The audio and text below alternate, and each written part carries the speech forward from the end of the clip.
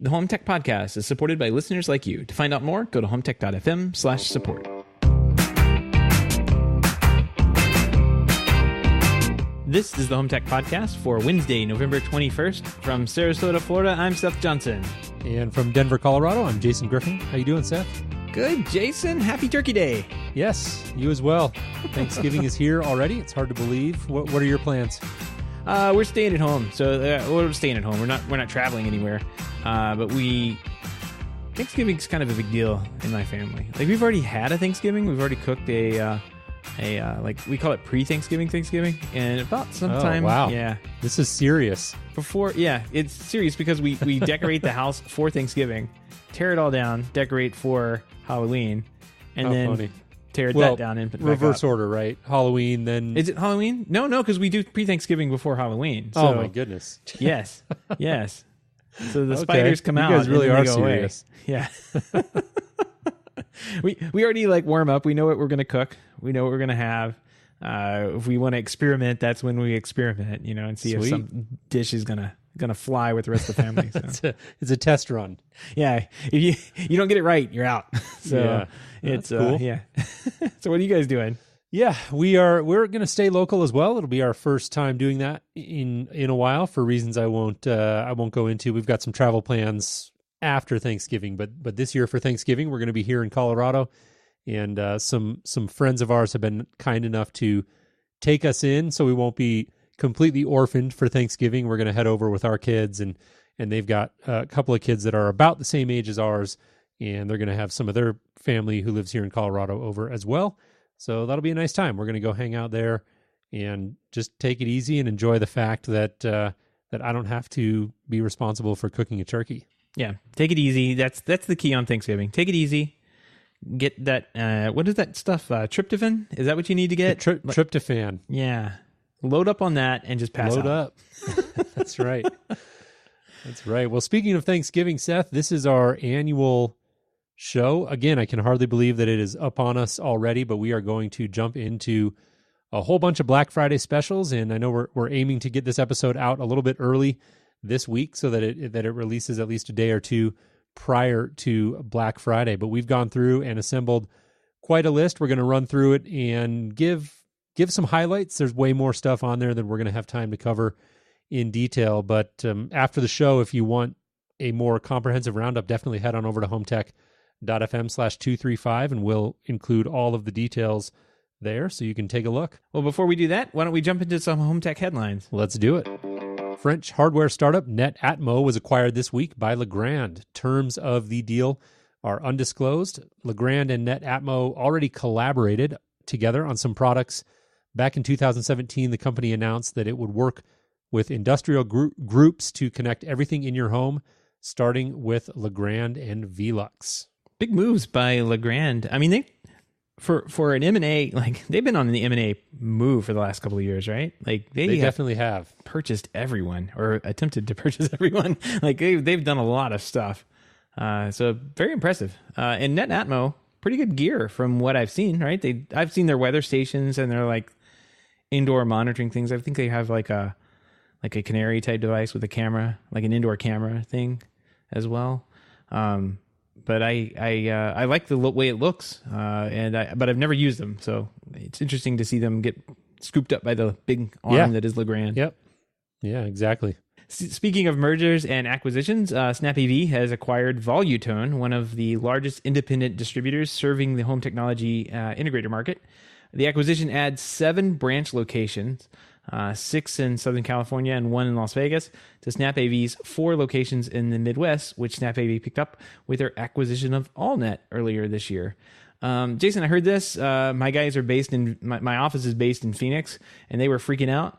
And I was like, I've never heard of Volutone. Like, who's Volutone? Yeah, who are they? Right. But they said, oh, they're huge. You mentioned that to me. Yeah, they're very big out in Southern California, where I worked for a number of years. And like the story alludes to, Las Vegas. So generally in the Southwest, very well known, and a big move for SnapAV. You mentioned mergers and acquisitions, and SnapAV's been on the warpath there as well. And it's very interesting to see them continue with this strategy of expanding local presence. So we'll certainly be keeping an eye on that. Speaking of Snap AV, they have also announced a partnership with Nest Pro, the program that provides home technology professionals with access to and discounts on smart home and security systems from Nest and its sister company, Google. It's kind of a funny way to refer to that relationship. Snap AV will carry the full range of connected products from the companies, ranging from thermostats to monitored alarm systems and Google Home voice assistants. Yeah, it's a great deal for integrators because I mean, Snap AV is huge. Obviously, they're buying up everyone, and they're even bigger now. But one-stop shop. Yeah. I mean, this Nest Pro program has really. I mean, they've done a good job of getting out in front of integrators on a lot of things. Even though some of the products in the past weren't like all that great to install, I think it's getting better. And with partnerships like this, it's going to get even better. Right. According to Huawei CEO Richard Yu, the company is readying a new digital assistant for markets outside of China, including the U.S. The company already has a digital assistant in China called the Xiaoyi, I guess. I think you did good on which that operates. That's how I would have tried. Yeah, it looks like a Xiaoyi. Xiaoyi. I don't know. Which operates in Huawei smartphones and in smart speakers called the Huawei AI Cube. Bringing a digital assistant to countries outside of China, however, would position Huawei as a major tech player in the U.S. and not just another smartphone manufacturer in the perspective of the average U.S. consumer. Some of these major companies like Xiaomi and Huawei, they're major in China. They do more than just smartphones, and Yep. we don't know of them. We don't hear of them, but they're there, man, and they're massive. Yep. Yeah, it will be interesting to see how this progresses. I suspect they're going to have a little bit of an uphill battle given the head start that Google and Amazon have here in the US, but options are always good.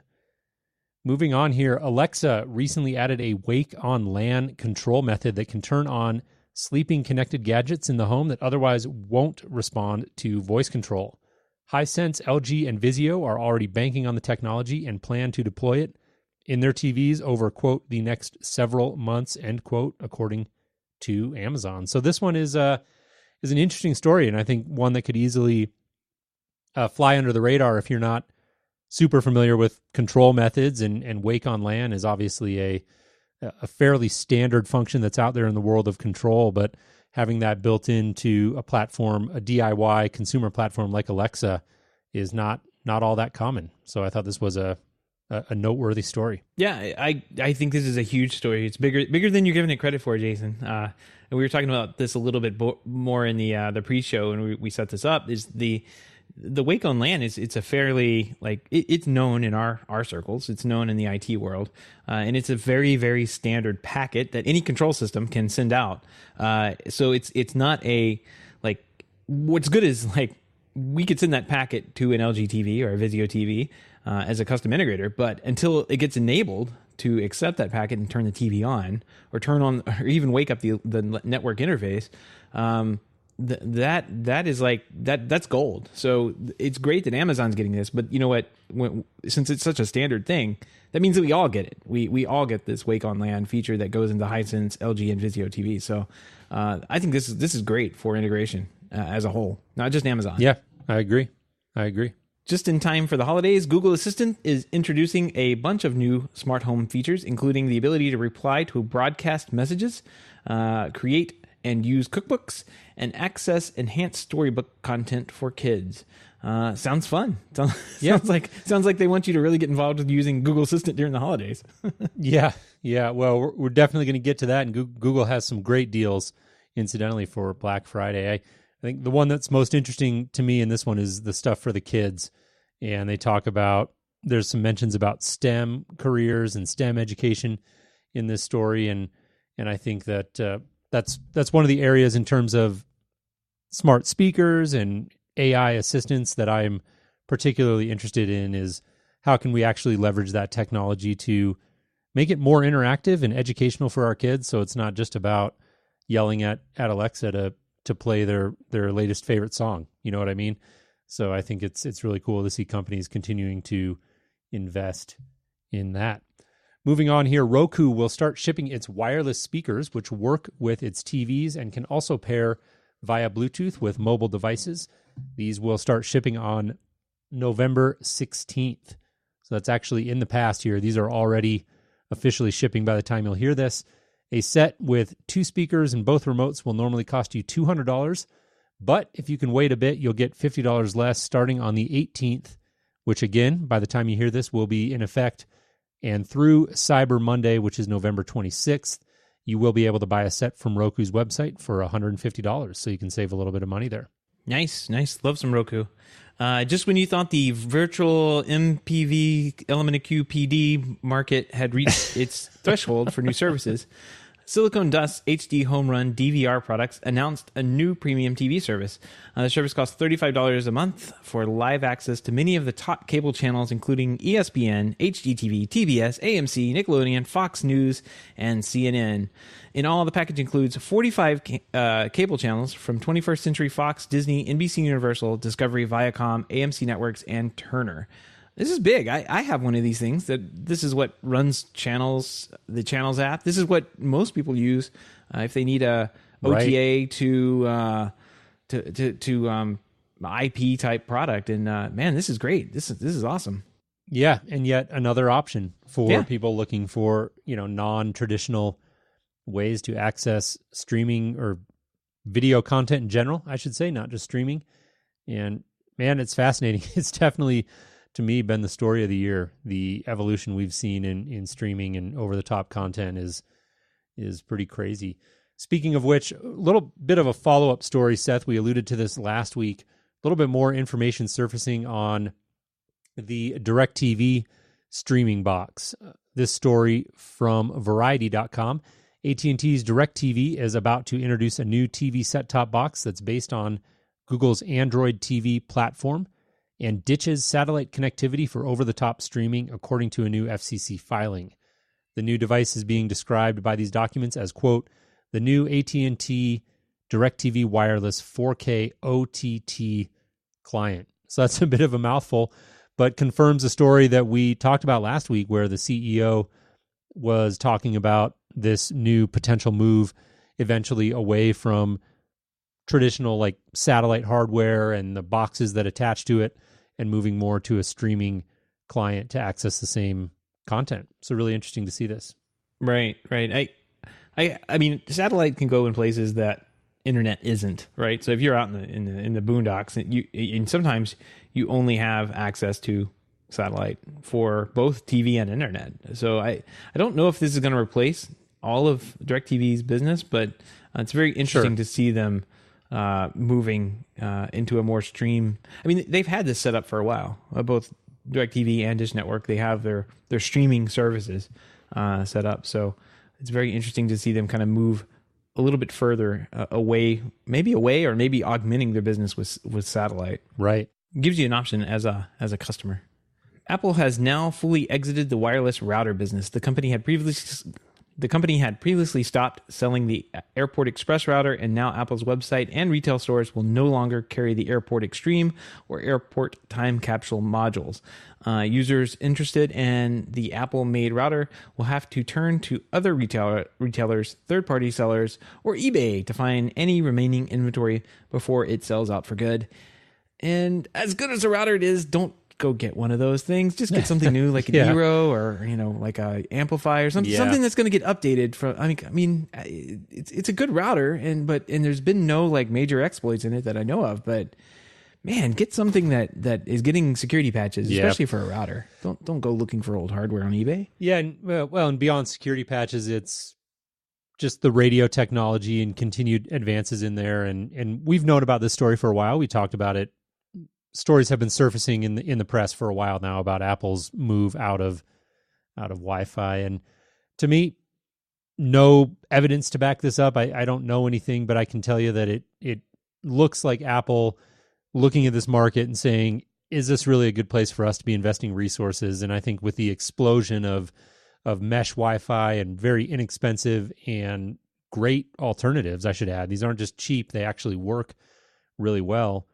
Apple has decided it simply doesn't make sense for them to continue to invest there. They'd have to get into mesh and keep up with all of that, and certainly they could do it, but they've decided clearly that it's not for them. So, kind of the end of an era, Seth. Apple Airport stuff has been such a workhorse around the network in the home for so many people for so long that it's actually really interesting to see them completely exit the business. Yeah, the final nail in the coffin, so to speak, right? Like this is like you said, we've known this was coming for a long time. They announced they weren't going to support them or run them or sell them anymore, and here we are. They pulled them from the stores and shipped off the excess inventory somewhere else. But I mean, yep.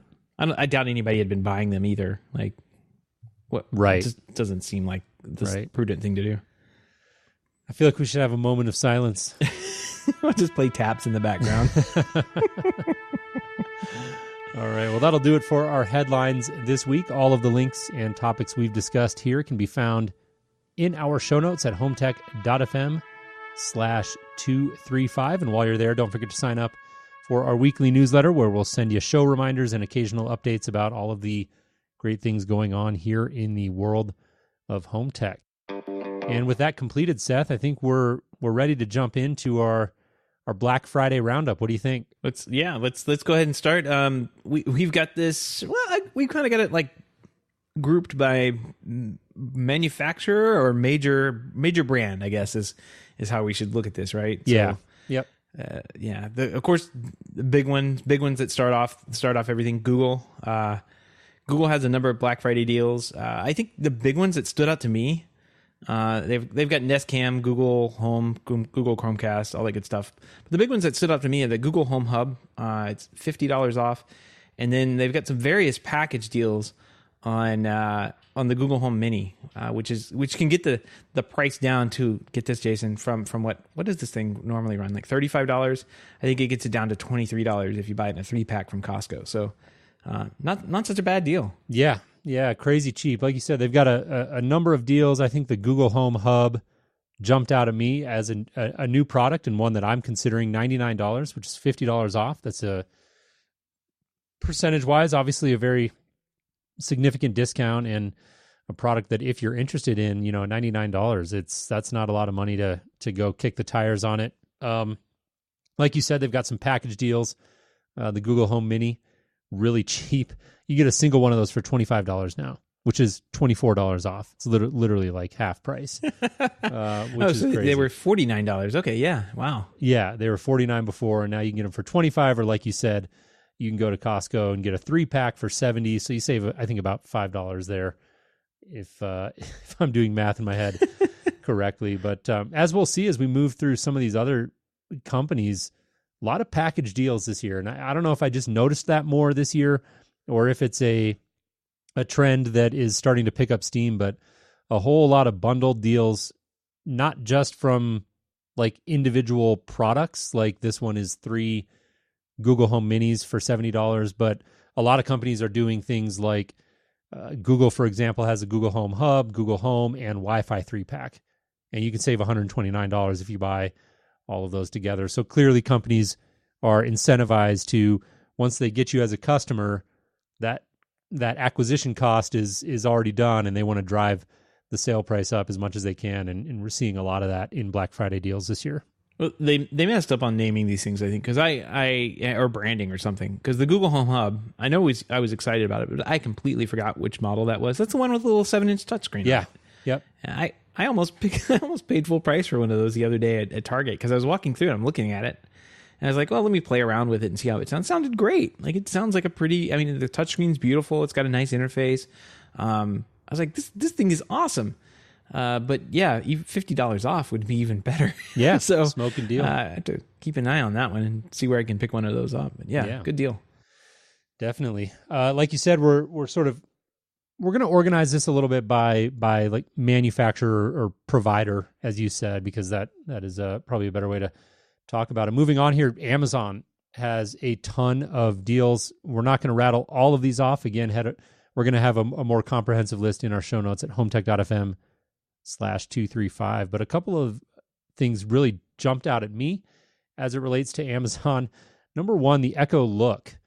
And I know, Seth, you kind of did a double take on this one because we talked about the Echo Look when it first came out, but it hasn't gotten a lot of attention in the press since then. And this is the device that has the camera built into it, and you can like try on different outfits in front of it, and it'll tell you how you look or something. I don't know. It's a confusing device, but the specific reason that I bring it up is because this is an absolute fire sale. They have it on sale for $50 on Black Friday, and this Seth normally sells for $200. It's literally like 75% off. Well, I mean, this is that product that takes pictures of you in your bedroom, right? Yeah. This is the one that Yeah. Yes, it's that one. Yeah. I mean, I don't know. It's very strange, very strange. And I can't find some of these deals are I think they may pop up later. Some of them have like these bundle ones are a little difficult, and I think Amazon could make this better because I'm trying to find deals that do like the bundles where you can bundle a light switch with something else. It's very, very difficult on Amazon's website, at least the way I know how to shop, to find them. So I wish they'd make that a little bit easier, but this one's still saying it's still up there at that $200 price point. So maybe on Black Friday it'll be down to $50. Yeah. You can pick one up. I noticed the same thing, and I checked across several different sites that were talking about this, and clearly it's something that many sites are reporting. But yeah, if you go look at the site right now, we're recording on Monday. It's still listed for $200, but yeah, if you want a device that takes pictures of you in your closet for a fire sale price, Black Friday is your day. So keep an eye out for that one. Yeah, I mean, Amazon in general, there are a ton of products that they I mean, this ugly Fire TV recast thing that they sell for $229, like it's $179 now. Like they're launching all sorts of deals on their website. So we'll include a couple links on our show notes to some of the couple of things that stood out to us. But Amazon, man, they not just their products, but they're selling all sorts of crazy deals on other things too. And Ring now is included in their products. So, I saw in there that you can get a Ring alarm for $188.98, which is, I guess they have 30% off. It's usually a little bit more, $260, $270. But you can also get like, what are those cameras? The Blink cameras bundled in with it. For a price, for a decent price as well. So, and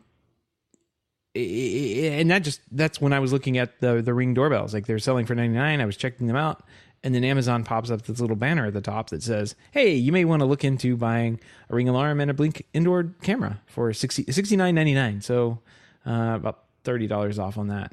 Right. Not bad, but it's kind of buried in their site. Maybe they're making it harder to find for people just kind of coming to the site looking for deals, and then people are going to a specific product. I mean, they're like trying to cross sell them on other products that they own. So yeah, Ring and Blink are both owned by Amazon. Last I checked, I think it's Blink. That's a good upsell for them if they can get a doorbell and then get me in for the alarm and get me in for the camera. That's it. Yeah, they did it. That is the mentality for sure. They've got you as a customer, and once you're there at the checkout, they want you paying for as much stuff as possible, and we're definitely seeing that. So all kinds of bundles there with Amazon, Echo Subs, Echo Dots, Echo Dot Kids with the Fire HD tablets. There's a whole bunch of different deals from Amazon. So if you're interested in any of that, go check out our show notes. Sonos as well has a It's promotion. safe to say you can bundle an Echo Dot with anything on their website, and you're going to it. get a deal. Exactly. They've got smart plugs. The new Amazon smart plug that came out recently, there wasn't a whole lot of fanfare around that, but they do have a smart plug that has Alexa integration built into it. $5 with any purchase of an Echo device. So crazy cheap. Lots going on at Amazon. So certainly go check that out. As I was about to say just a second ago, Sonos has a deal with them. So if you own a Sonos One, you can get one of those smart plugs or a smart bulb for $10. And you can clearly see what these companies are doing. They just want to bring you into the ecosystem. And they're practically, in a lot of cases, even literally giving the stuff away to get you there. So really interesting. Yeah, that smart plug is $25 normally. So yeah. Pick it up for $20 off. That's insane. Is crazy. So definitely go check that out if you're in that ecosystem at all, or considering it. Amazon and Google both, frankly, have a ton of really good deals this year that we've barely touched the surface of. Moving on to Apple though, HomePod. Hold on. I got one thing. Okay, I have one thing. I just put a link in our back channel there. go for it. I just put a link. Yeah, check out that link to the Amazon smart plug and look at their hero image at the top. And I'm about to have an OCD like fit. Why? You see the screw? The screw is crooked. The screw's crooked, Jason. How could that be the hero image? Why would they do this? Why would they do this? All the integrators are going to look at that and be like, see, I would have it vertical. I would have it vertical as well, but at least, I mean, At least if you're going to go horizontal. Product. Oh, it looks even worse if you zoom in on it. That is bad. Oh. All right. Let's put the OCD aside here and move on. Amazon does have some really great deals this year. Moving on, though, Seth, to Apple, who prides themselves in the way they design their products. That's right. That's right. They would never have a hero image with a crooked faceplate screw. Just saying. They wouldn't even have screws on their faceplates. Yeah, It would just be a wall with an outlet on it. Yeah, exactly. But Apple has, they've got a few things going on, some deals with MacBook Pros over at Best Buy if you're in the market for a new computer, some deals with iPads. I think actually a pretty decent deal here. It looks like Target, Walmart, and others will be marking the 9.7-inch iPad 32 gig model to $250. And that's regularly $329. So again, percentage-wise, that's a pretty significant discount. And if you're in the market for a new iPad, that's definitely one that you may want to take a hard look at. Yeah, I'm actually, that one is a great deal for an iPad. Regular $329 down to $250. That you don't see often. So if you can pick one of those up, grab it. I think that's a great deal. Apple does not discount their product very often. Right. You don't see it discounted very often at all, especially around $70 off. So, but I think the HomePod dropping from down to $249, being a whole $100 off. Wow.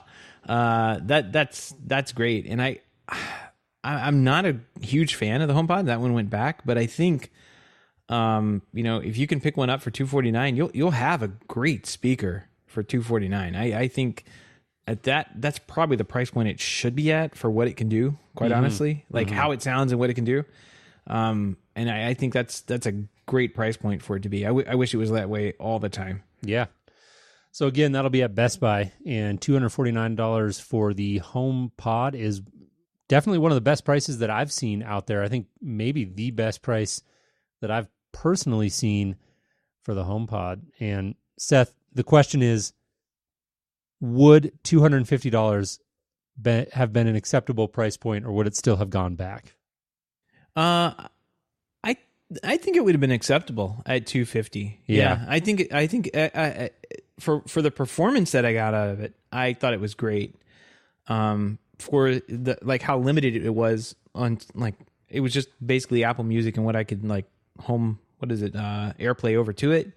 A little less impressed with. So I think at $250 though, I think it's a great speaker for $250. Got it. So go check that out. Moving on here, Ecobee. You can buy two of them. Yeah. Right. Save $200. Right. There you go. Moving on here, a smaller manufacturer, but a well-known name in the world of home tech, Ecobee has announced several deals. And I think the nicest one that I've seen here is the Ecobee 4, which is their newer model. I've got the Ecobee 3 at home here, and I love it. Ecobee 4, $50 off, so $199 down from $249. That's available on Amazon and presumably on Ecobee's website. I didn't double check that, but pretty good deal. I'm like I said, I'm a big fan of Ecobee. I've had it in my home for several years now, and it's been a very reliable and easy to use product, and would definitely recommend it if you're in the market for a smart thermostat. Give Ecobee a look, and at $50 off, you're getting a pretty good deal there. Right. Yeah, I would say Ecobee is definitely my favorite one. I think the 4 is even going to come with a sensor as well. So which you don't get with many of the other ones. Like if you got a Nest or something, you'd probably pay around the same price, but you wouldn't get the extra sensor. To the put remote sensor. Room. That's right. Yeah. Yep. So I think that's a cool feature of it. As well as having the microphones for the voice assistant, I guess Alexa at this point, to integrate with. So check that out. And a couple of other things to check out. The Ecobee 3 Lite is $30 off, and the Ecobee Switch Plus, which I don't think anybody has bought, is about $20 off. We haven't heard anything about that product. I'm not even sure how it works. I know, I haven't heard anything about it. So Yeah. Curious to see how long that one stays around. Yeah, I haven't either. Hard to say, obviously. I know that Ecobee is, most of what we've heard about them this year has been about Alexa integration into their thermostats, and I believe that Switch Plus has Alexa built into it, which is it nice. does. If you've got Alexa in your home, particularly if you've got a bigger house and you want to add a microphone to maybe a hallway or something, you could throw that switch in there. But yeah, I don't know. I'm with you. I haven't heard a lot about it, but at $79, $20 off, a pretty good deal, and certainly go kick the tires on it, right? Yeah.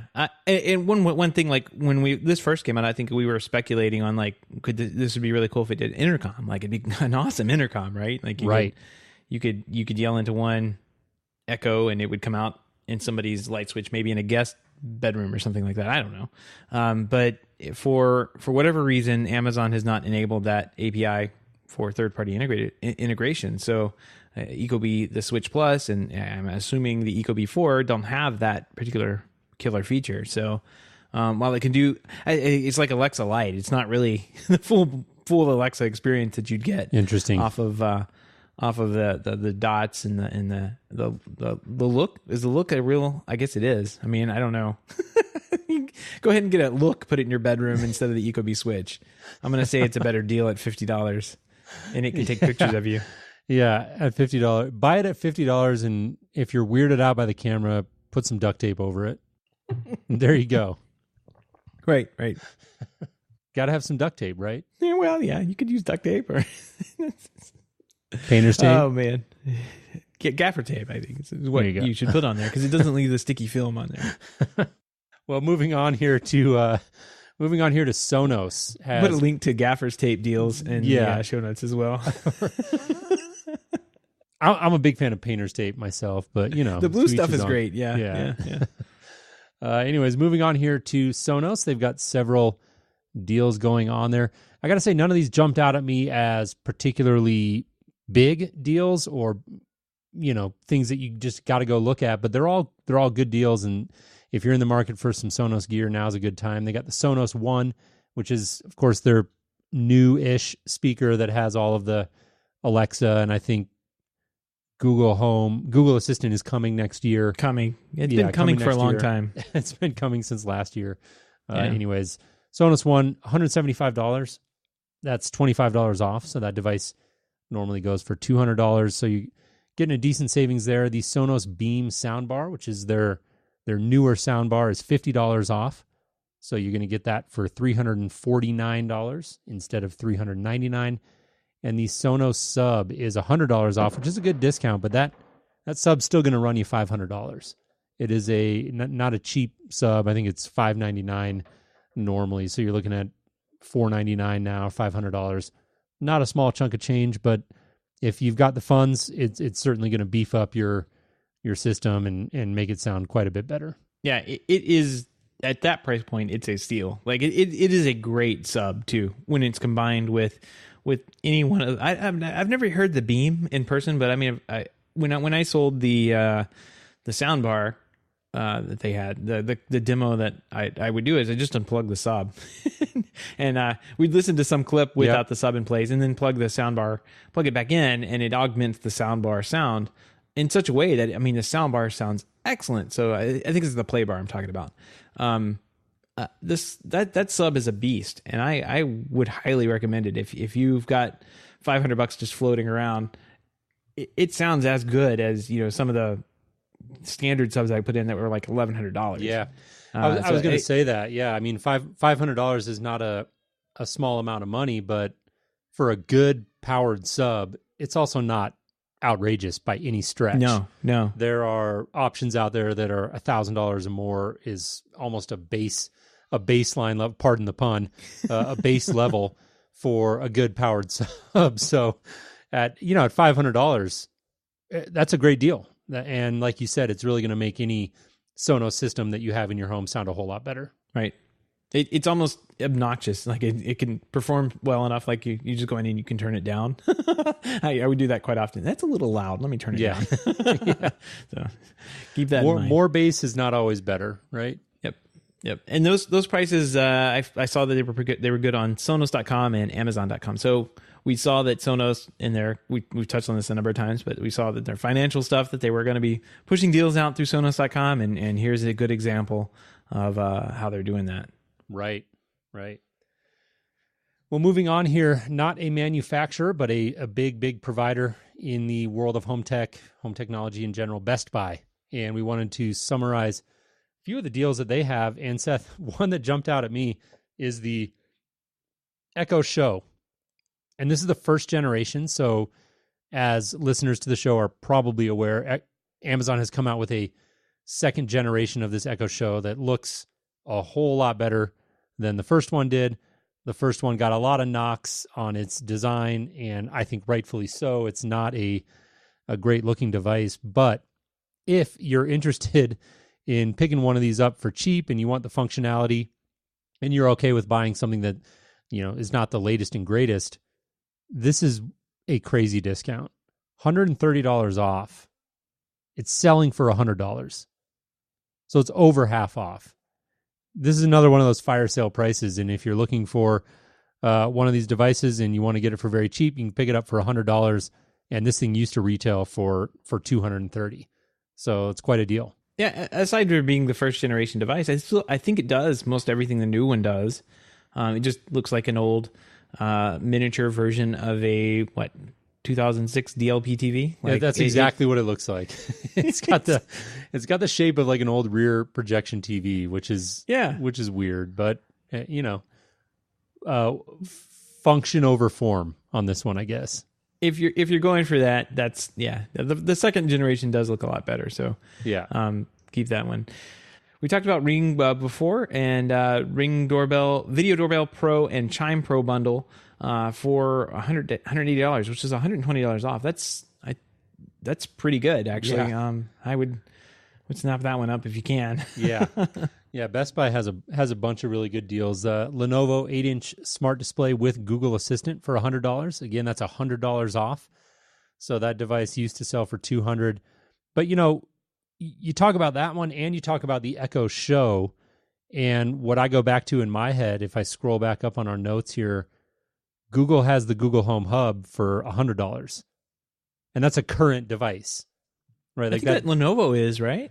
The Lenovo is as well. That one just kind of was one of the. It came out before the Google Home Hub. It came out before the Google Home Hub, and I'm not 100% sure how it stacks up like spec wise, but that one is a current device. I think the Echo Show first generation, although it's a great deal at $130 off, looking at the Lenovo as well as the Google Home Hub, it's not super attractive. I think you've got two other options there that are probably better for the same price. Yep, I'd agree on that. Grab the Lenovo or grab the Home Hub. Right. And don't, unless you don't want get involved an with old Amazon. DLP looking TV on your kitchen counter. Right. Yeah, exactly. Because that's what it's going to look like. In which case, the Echo Show first generation is a knockout. Just do it. Slam dunk. Exactly. Arlo, we don't talk about Arlo too often. Not my first go-to indoor-outdoor camera system, but not my last. They do what they say they're going to do, but they can get kind of expensive when you get a lot of them. And I think they charge like a monthly or yearly subscription to get your video, just like Ring does. But the Arlo Pro 4, they have a four camera indoor outdoor camera system for $445, and if you go to Costco, you can get a 3-camera kit for $300. So $150, $170 off respectively. It's pretty good deals on Arlo if you're in that ecosystem, or you're maybe Jason, maybe you're looking to get some security cameras put up around the house, so those hoodlums that turn on your water can get caught. I'm not there with the Wi-Fi stuff. Still on outdoor camera, indoor cameras, I think they're great. Outdoor surveillance, I just am not convinced in the Wi-Fi connectivity and having to keep an eye on the batteries. But, wiring up PoE cameras and investing that money is substantially more, orders of magnitude more expensive than going to Costco and picking up a 3-camera kit for $300. So certainly worth considering. I'm not there yet, but if you're looking for an inexpensive way to put some surveillance up on the outside of your house, Arlo, I think, is generally a good option. I've seen some mixed reviews, but overall they seem to be positive, and for the price, doesn't seem like you can really go wrong. Yeah, I mean, even so, the Ring Spotlight cameras, those are Wi-Fi, but they're hardwired, kind of a hybrid, because they use the high voltage wires that you have, or they can. I guess you can use a battery, or they have a. No. They've got several different models, but they do have a hardwired one. Those have to be hardwired because they have the LED lights on them. They look like an outdoor light fixture. Those things are what, excluding sales, are $200, I guess. I think they're $249, or $200. Yeah. They may be 50 off right now. So it looks like they're $200 everywhere online right now. So just putting that into perspective, you get one of those, whereas you get about 2.5 to 3 of these under this plan. So 6 one way, half a dozen the other. If you're looking for the Arlo stuff, or you're looking for stuff where you can't get wires to, it may be a pretty good deal for you. Yeah. Definitely. Well, Seth, what do you say we move on to TVs? I think no Black Friday special would be complete without some mention of TVs. And as you would expect, there are a lot of really good deals to be had out there. I want to start with LG. They've got several discounts. We're not going to itemize all of these, but they do have some discounts on the OLED series and their super high-end like LEDs that they have. You can save a little bit of money there. There's not huge discounts, but if you're in the market and you have the budget for it, those are going to be phenomenal TVs. And now is going to be a great time to go shop, even at the high end, for those TVs. This one's kind of crazy though. The LG UHD 4K LEDs. Okay, so these are the LED TVs. I don't know exactly which model this is, because as you can imagine, there's dozens of different models, but they've got an 86-inch model, Seth, for $2,500, which is $2,000 off LG's suggested price. Now, as with all things TVs, that's $2,000 off LG's suggested price, and anyone listening to this show probably knows that TV manufacturers suggest prices, but you can always find them for way cheaper than that. But still, I mean, this is a TV that they used to, the MSRP on this thing used to be $4,500, and you can get it for $2,500 now.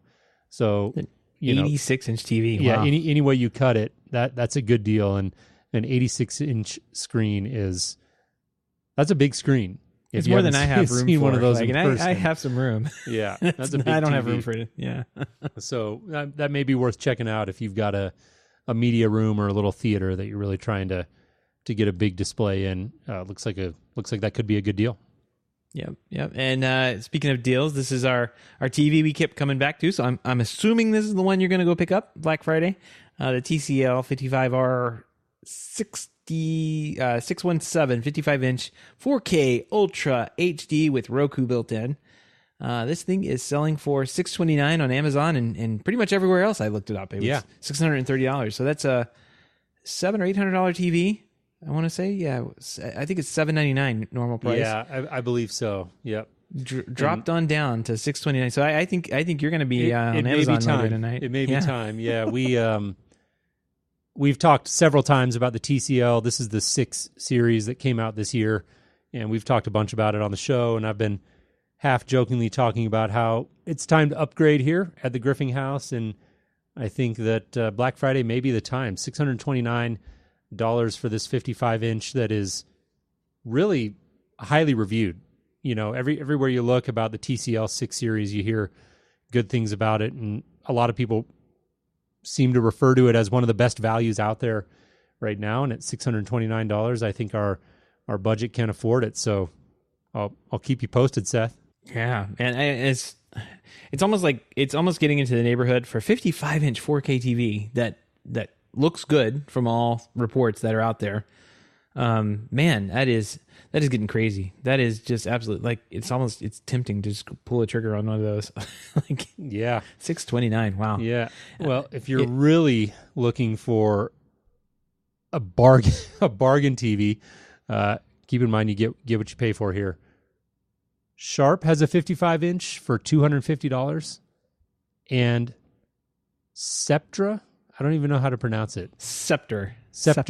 Like the I think Scepter, 55-inch 4K UHD TV, $250, $150 off. I've never even heard of this company, but a 55-inch TV for $250, I'd be a little bit leery, Seth. But if you're looking to get a relatively big display for a very small amount of money, I don't know. Maybe you want to go check these out.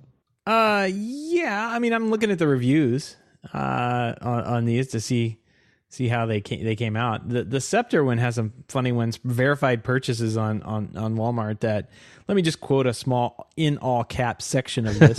Stay clear of this. You get what you pay for with 3 exclamation marks. Oh boy.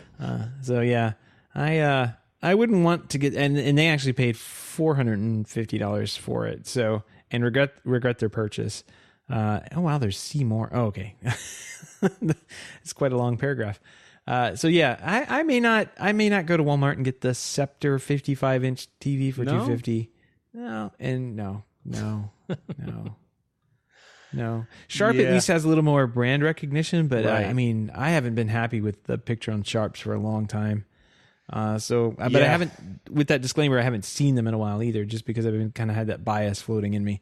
You're not alone. I think Sharp, I think back to a decade ago, and they were I remember the Sharp Aquos was like one of the big TVs out there that a lot of people were doing, and I think they sort of took a nosedive in terms of quality. So I don't know. I mean, moral of the story there is, if you're looking for a dirt cheap TV and you really don't care about quality, genuinely don't care about quality, it's crazy that you can get a 55-inch TV for under $250 now. But a company that's been moving sort of in the opposite direction, I would say, of Sharp, at least in terms of reputation, is Vizio. And they started at the other end of the spectrum and really being like the bargain basement TV, and that was their thing. And they've moved up in the world, and they certainly make some sets that are more regarded now as premium sets, the P series being their flagship. And there's a few deals floating around out there on the P series now. So certainly go seek those out if you're in the market. Vizio is worth a look. One of the bigger deals that I saw was on the 70-inch D series, and this is, let's see, recently priced around $800. Can be had at Walmart, Costco, and Target for just $470 on Black Friday. So that's almost half price. So $470 for a 70-inch TV, crazy deal. Yeah. I don't know, man. That one's scary too. Yeah. Wow. That is wild. 70-inch. I mean, that's I mean, you definitely would need 4K content hopefully on it. I wouldn't, 1080p may not look very good on it, but 4K should look pretty good at native resolution. But wow, $470. That one. You know what? I should get that and put it behind me here so I can like put up a green screen or something or something behind me. Yeah. Cover you. Anyways, that's that's it. There's obviously a lot more out there in terms of TV deals, so go hunt those down. We'll include some more information on these in our show notes at HomeTech.fm/235. Last thing I think we wanted to touch on really quickly before we get into a couple of our personal favorites was gaming, and we're only going to spend a second on this. I know we don't talk about gaming a lot on this show. It's not really in our wheelhouse, but I have to imagine that a lot of our supporters and listeners are into gaming, and Black Friday is, of course, a really great time to look into that. So we'll include some specific links, but suffice to say there are deals out there on all of the consoles, Xbox One X, the Xbox One S, a couple of deals out there where you can get some discounts there, Nintendo Switch, PS4, they're all floating out there. So some deals worth looking into if you are into gaming, and go check those out for sure. Yep. Well, you kind of hinted at it there. Jason, you've got a couple of bullet points here for things that you're personally interested in this year. And I've got a couple of them. I'm quickly adding to the bottom down there because I didn't get this far down on the list when we were looking at this earlier. But I got a couple, 2 or 3 on there. So let's go ahead. The first one has me intrigued, and I think I'm gonna have to get this. Like this looks great. Yeah, I am a big coffee drinker, and we have a Keurig here at home that I'm a huge fan of. I'm not a coffee snob, and it's super easy. Just throw a pot in there, brew a cup of coffee, call it a day.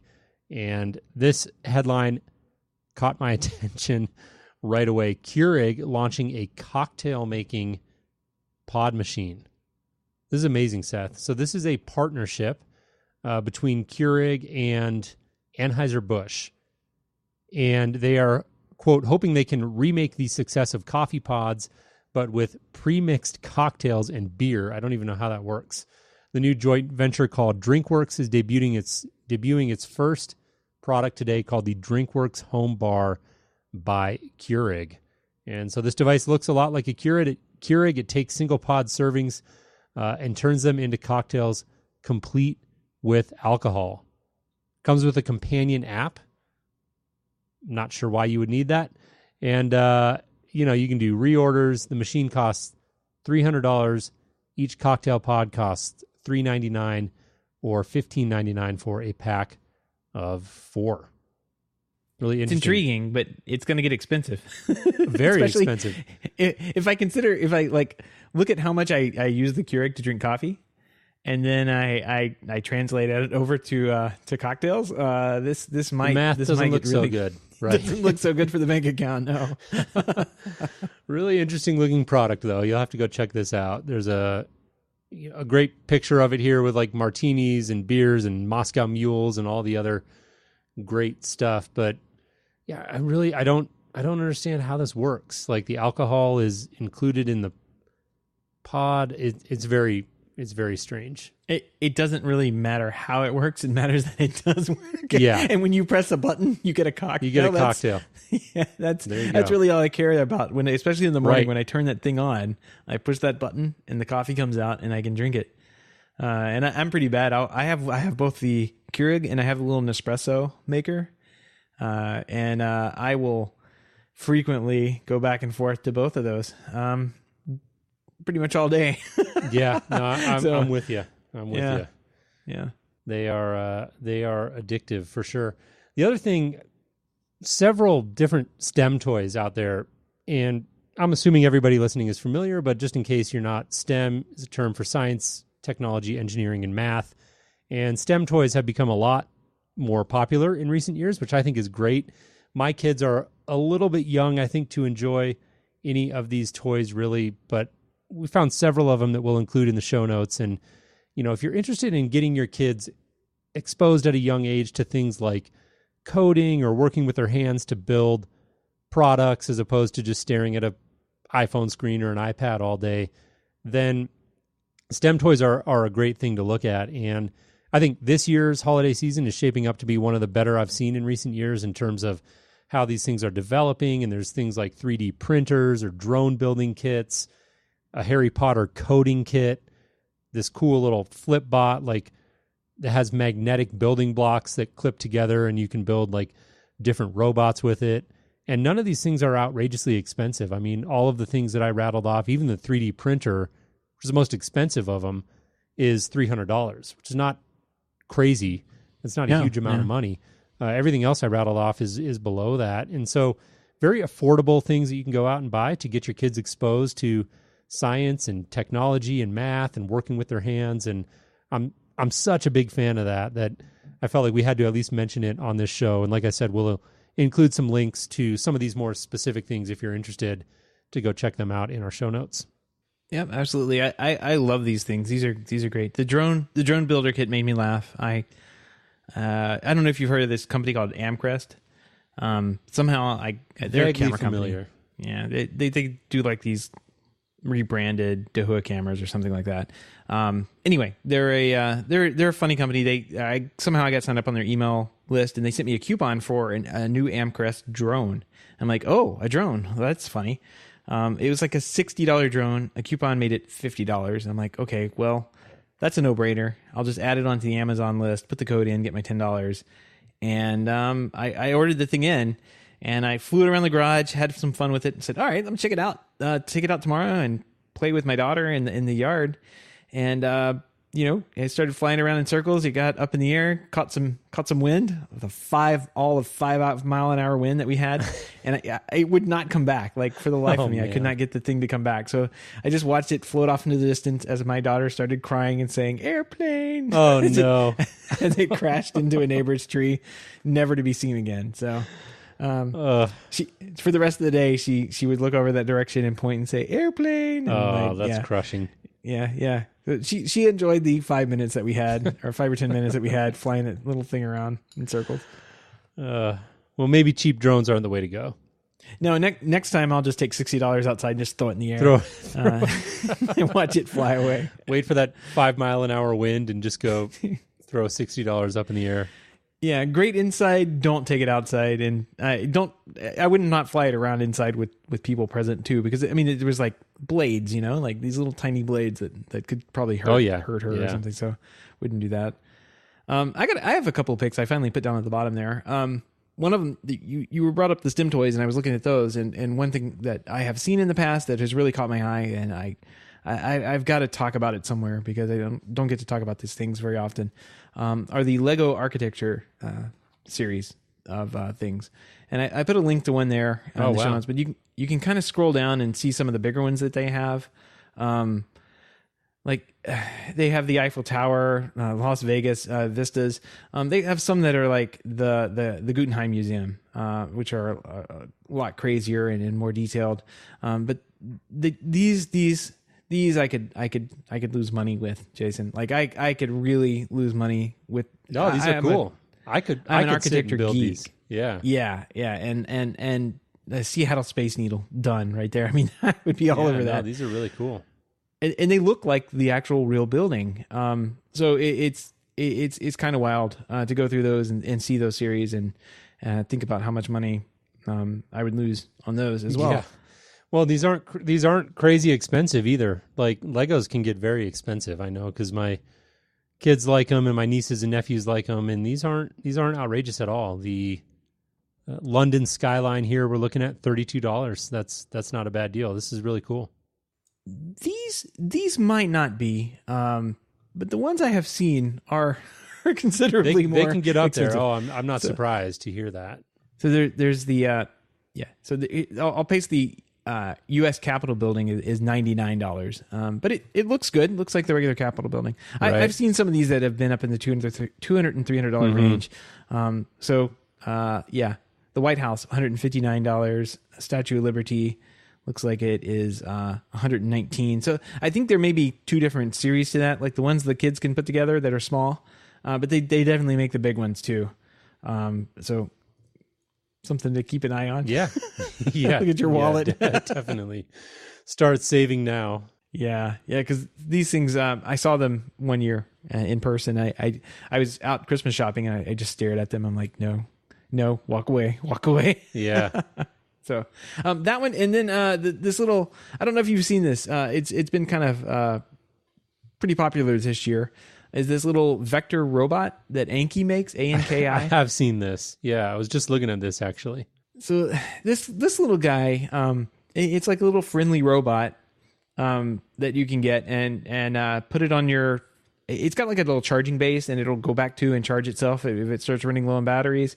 But it basically sits on a countertop or on your floor and wanders around and kind of does its own thing all day. And you can talk to it. I think they have Alexa that they're building into it soon or later. I'm not sure. Yep.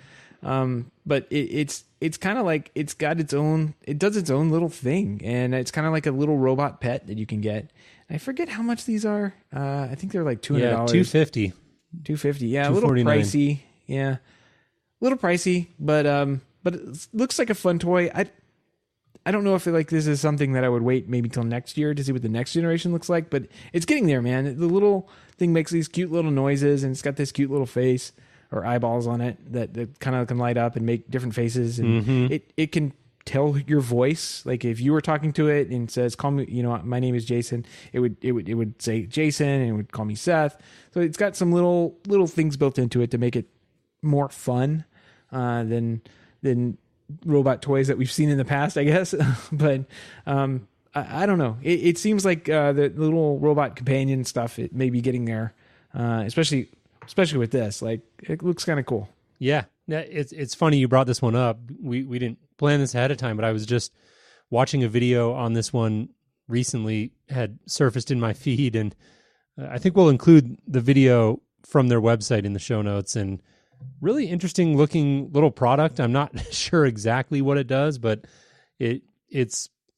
I think it does nothing. Cute, like it does not. It's a little is the pet, word that came right? to mind. Yeah. It's like this cute little robot that sort of hangs out and like does certain things. Again, I'm not really clear on what it does, but I find myself like strangely drawn to it, and I think it's perhaps an interesting glimpse at the future of robots in the home. I know that's a trend that we've, going back to our fireside chat a year ago with Mike Wolf, who we're hoping to do that show again with here soon, talked about robots. And I think it's something we'll continue to see in the home. And it's going to start out with these cute little toys and things like that, but it's eventually going to expand and continue to grow into things that are more useful and more intelligent. And even if you're not in the market for this one, I would highly encourage you to go watch the video. It's a very interesting little device.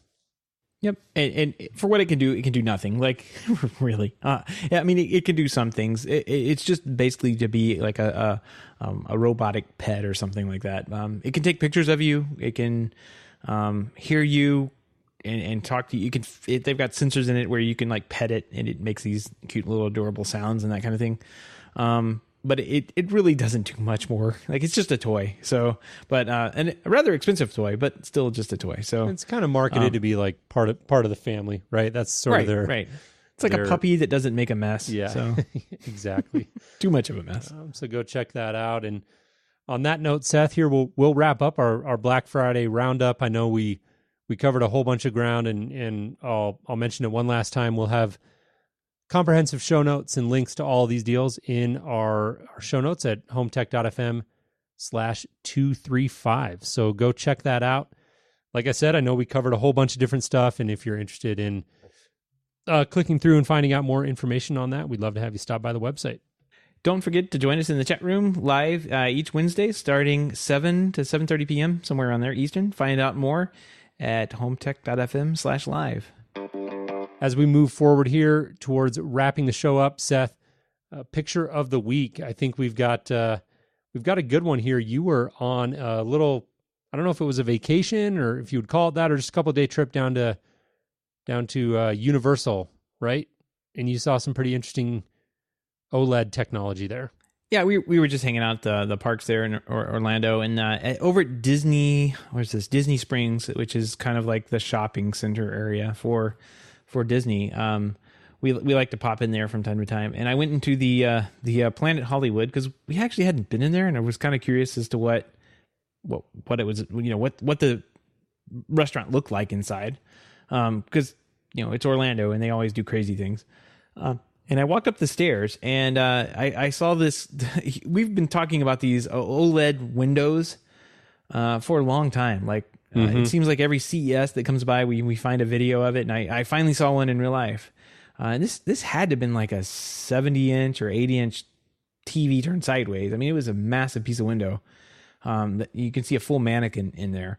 But what they did was they used the OLED technology where you can play video on that OLED layer, but when the video is off or on fully, I really don't know how it works to have that clear thing, but you can see right through the picture. And on any point in the screen, they could turn on and off like lettering or whatever. And I think I took a video of the one of was it Dorothy's dress or something like that from The Wizard of Oz? Yeah, they had a couple of these. They had about 4 of them in this hallway that I was in, and man, I thought it was really cool. Like, really, yeah. No, it's neat. Interesting use case for, it was kind of like window shopping, I guess, but the window is animated and you could see videos of the costume and that kind of thing. Just information. No, I think it's a really, really cool video. And like you said, Seth, we've talked about OLED technology. It seems like after every trade show, and you'll go and you'll see this technology being displayed, where the OLED can literally be totally transparent. You can see right through it, or they can activate certain pixels in certain areas. And although it's not necessarily being used in the home right now, you think about some of the interesting possibilities. And when you go check out this video, you'll see what we mean. And it is really mind-boggling to see display technology that can go totally transparent and then all of a sudden flip on and the whole thing changes, and they've got different elements moving around the screen and combining that with what's behind it. It is really cool. So this video was a nice grab. I'm sure your wife appreciated you standing there taking a video in Planet Hollywood while you guys were waiting for dinner. Yeah, if you listen closely closely enough, what enough, are you doing? Yeah, exactly. I'm like, no, we have to go back and look at these. You can probably hear my daughter saying, are we going? I think I cut it off before she started talking or something. But yeah, it was a cool use of the technology. You can kind of see in the frame there, like the R2-D2 off to the side. That one didn't have the window tint or whatever they use on it, and this one did. So you can kind of see that there is a difference. But they were these like boxes or window boxes that you would see on a storefront, but the entire thing was a TV, and thought it was pretty cool. Yeah, absolutely. If you want to, moving on here, if you have any feedback, questions, comments, picks of the week, or ideas for a show topic, definitely give us a shout. We'd love to hear from you. Our email address is feedback@HomeTech.fm, or you can hop on over to the website at HomeTech.fm/feedback and fill out our online form. We definitely read all of those messages and would welcome your feedback. And we want to give a big thank you to everyone who supports the show, but especially those who are able to financially support the show through our Patreon page. If you don't know about our Patreon page, head on over to HomeTech.fm/support to learn how you can support HomeTech for as little as $1 a month. Any pledge over $5 a month gets you a shout out on the show, but every pledge gets you an invite to our private Slack channel, The Hub, where you and other supporters of the show can gather every day and talk about the inside baseball conversations about home technology. I've been seeing a lot of stuff go by about, I saw somebody picked up a Cavo and kind of gave their little review in there. I still haven't done mine, but I'll get to it eventually. But I thought it's been interesting to see some of the conversations that have been come up in the past couple of weeks. Yeah, there are always great conversations going on in there. So we would definitely encourage you to go check that out. We did want to send a big thank you out to Josh Kim, who came in with a $5 pledge this week. Josh, thank you so much for that. We really do appreciate it. If you're a listener to the show and you want to help us out but can't do so financially, totally get that. We would appreciate you taking a few minutes to leave a review on iTunes or your podcast app of choice. We are shooting for 5 stars, nothing less, but we'd love your reviews regardless. And if you would take a minute to do that, we'd really appreciate it. Yep, absolutely. Well, Jason, that wraps up this week. I hope you go get your injection of turkey and pie. Absolutely. For this week. And we'll maybe get to sit down and talk to you next week. Or I think we're having a project, aren't we? Yeah, we are actually looking forward to getting James Ratcliffe, who's a friend of the show, runs an integration firm over in the UK called HomePlay. And James is going to join us to discuss a little bit different of a project. So typically when we've done these, we've focused on a listener who's done a lot of cool things in their home. Like I mentioned, James owns an integration company over in the UK and just completed an amazing showroom project. And it is one of the coolest showrooms I've ever seen. I've never been there in person, obviously, but have seen some amazing pictures of it. And James is going to join us next week to tell us all about that. So I really look forward to it. Yeah, me too. Well, Jason, have a great Thanksgiving, and you as well. We'll talk to you next week. All right. Sounds good. Take care, Seth.